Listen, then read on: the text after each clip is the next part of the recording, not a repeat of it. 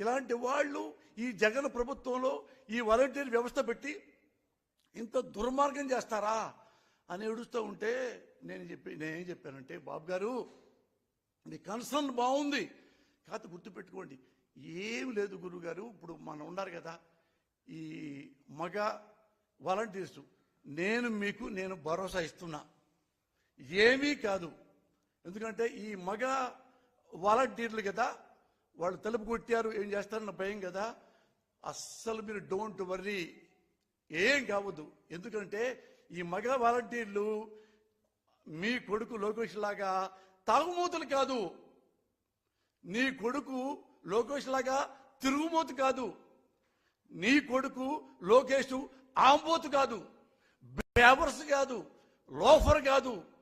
మగ వాలంటీర్లు చాలా మంచివాళ్ళు సార్. అవునా అని పాపం చాలా మనం బాధపడుతున్నాడు. ఏం పర్లేదు సార్, వాళ్ళు ఎరుంటే మగ వాలంటీర్లు ఇంటి గొళ్ళెం కొడతారు, ఆడదున్నా మగున్నా ఎవరున్నా కొడతారు. ఒక మనవళ్ళలాగా ఉంటారు, ఒక అన్నలా ఉంటారు, ఒక బిడ్డలా ఉంటారు. అంతే తప్ప నీ కొడుకులాగా ఓ పక్క పళ్ళెం ఓ పక్క గొళ్ళెం ఇట్లా మెయింటైన్ చేయరు. అందుకని మీరు ఆడపిల్లల గురించి మీరేం బాధపడకండి సార్, మీరే కన్నీళ్లు పెట్టుకోండి. ఇది నారా చంద్రబాబు గారి దర్శనం. సిగ్గుండాల నారా చంద్రబాబు అనేవాడికి ఎంత సిగ్గు లేకుండా పోయిందంటే, మీ అందరికి చెప్తున్నా, ఈ ప్రజలందరికీ, ఈ నారా చంద్రబాబు అనేవాడు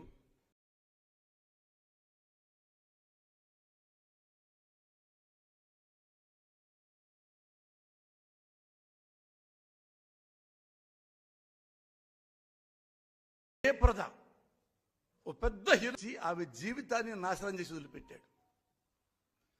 same the great NT Rama Rao garu ఇల్లాలు, ఆ విల్లాలని బజారుకి పంపించాడు. ఈయన కాదు, ఈయన అంటున్నాడు కదా జగన్ గారి ఈ ప్రభుత్వంలో ఆడవాళ్ళు ఇది వాలంటీర్లు లేడీసు అయిపోతారని. అసలు చంద్రబాబు అండ్ కో, చంద్రబాబు జయప్రద జీవితాన్ని నాశనం చేశావా? చంద్రబాబు లక్ష్మీ పార్వతి జీవితం నాశనం చేశావా? రే రామోజీరావు, రామోజీరావు ఎందుకు అంటున్నానంటే ఆయనకి మాది చాలా క్లోజ్, మేము తప్పేం లేదు, క్లోజు క్లాస్మేట్స్ లాగా అంత క్లోజ్ అనమాట. రామోజీరావు, నీ వల్ల నువ్వు డైలీ పేపర్ మీద లక్ష్మీపార్వతి దుష్టశక్తి అని ఆమె జీవితం నాశనం చేశావా? నెక్స్ట్ ఉన్నాడు రాధాకృష్ణ, కిలాడి రాధాకృష్ణ లైవ్ లో 70 ఏళ్ల ఆడదాన్ని 30 ఏళ్ళు 70 ఏళ్ళు ఆడదంటే ఎవరు? లక్ష్మీపార్వతి గారు, ది గ్రేట్ ఎన్టీ రామారావు గారి ఇల్లాలు. ఆ ఇల్లాలని ఒక 30 ఏళ్ల కుర్రాడిని తీసుకొచ్చేసి ఈ 30 ఏళ్ల కుర్రోడిని లక్ష్మీపార్వతి గారు లవ్ చేస్తున్నారంట అని వాడు 30 ఏళ్ల కుర్రోడిని లక్ష్మీపార్వతి గారు లవ్ చేస్తున్నారంట అని వాడు రాస్కెల్ రాధాకృష్ణ గారు లైవ్ లో పెట్టాడు. ఇంకోన్నాడు ఇక్కడ TV5 అనేవాడు, వాడు ఇదే లక్ష్మీపార్వతి గారిని ఇదే వేసి అని చెప్పేసి వాడు 1 అవర్ లైవ్. ఈ వదలు వీళ్ళే కాదు, వీళ్ళు ప్రతి వాళ్ళు ఆడదంటే చాలా చీపు. ఎగ్జాంపుల్ తీసుకోండి, బాలకృష్ణ ఆడది కనపడితే ముద్దు పెట్టాలి, లేకపోతే దాన్ని కడుపు చేయాలి, హా అంటాడు. ఏమనాలి దాన్ని? వీడు కొడుకున్నాడు, తాగుతాడు, తిరుగుమోతు. చాలా చూపించి ఒకసారి అతను ఎలాంటి వాడు, ఎంత తిరుగుమోతో, ఆడదంటే ఎంత రెక్లెస్ గా ఉంటాడో. ఆడవాళ్ళందరి జీవితాలను ఆడుకునేది నారా చంద్రబాబు అండ్ కో. వైసీపీలో చూపించండి, ఒక్కటి చెప్పండి జగన్ గారి గురించి, ఒక్కటి చెప్పండి జగన్ గారి గురించి. అందుకని ప్రజలకు నేను చెప్తున్నాను,